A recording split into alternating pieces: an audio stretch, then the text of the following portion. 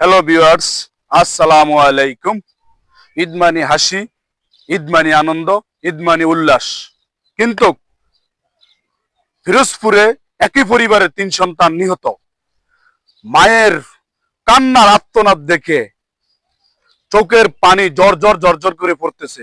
বোনের কান্না জানাজা হইতেছে, 3 ভাইয়ের লাশ সামনে, বোনের চিৎকার, দুনিয়া কাঁপতেছে।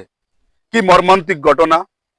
তাদের প্রতি রইল আমার জান্নাতুল ফেরদাউস, মহান আল্লাহ যেন তার নসিব করে তাদের জন্য দোয়া রইল। তাদের বাবা মাকে যেন মহান আল্লাহ তাআলা ধৈর্য ধরার মতো তৌফিক দান করে। দুনিয়াটা এরকম হইছে যা বলা যায় না। 3 সন্তান একই পরিবারের উঠানের মাঝে কবর করছে। দেশের কি পরিস্থিতি দেখেন। 3 ভাই একইভাবে মৃত্যুবরণ করেছে।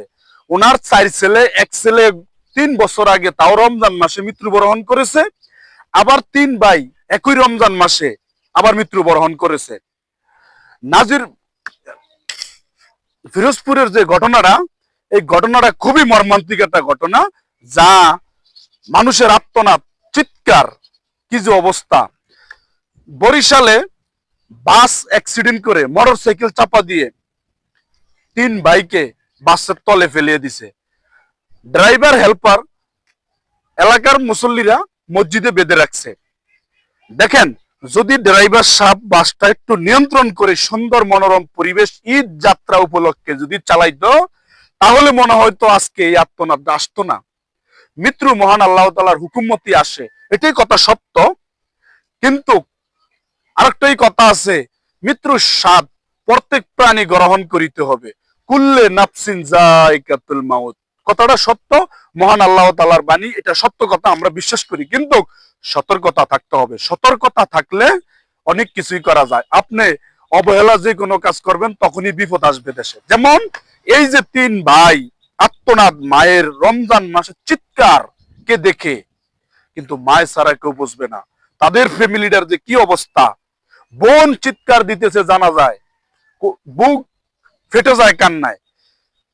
বরিশাল নাজিরপুর থেকে, ফিরোজপুর থেকে যখন ওনারা রওনা হয়েছিল, কাকির ভাই কাকির জন্য কিছু মাল সাবানা দিছিল, কাকির বাসায় ফুসাইতে যাইবে। এই সময় বাসে যে চাপাটা দিছে বরিশাল পাথরগাড়া উপজেলায়। বিশাল বড় একটা মর্মান্তিক ঘটনা।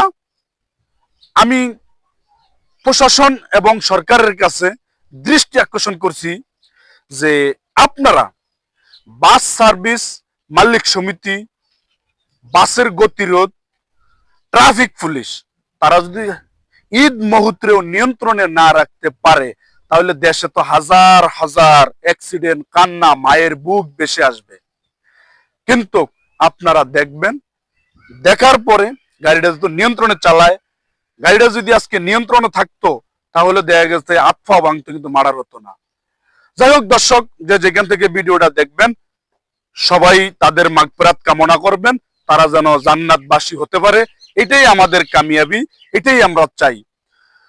তো কিন্তু মহান আল্লাহ তাআলার কাছে লাখো শুকরিয়া যে ডেড বডিটা পাওয়া গেছে গন্তব্যই, তারা এখন এনে জানাজা দিতে পারছে। বহুত অ্যাক্সিডেন্ট তো ডেড বডি পাওয়া যায় না।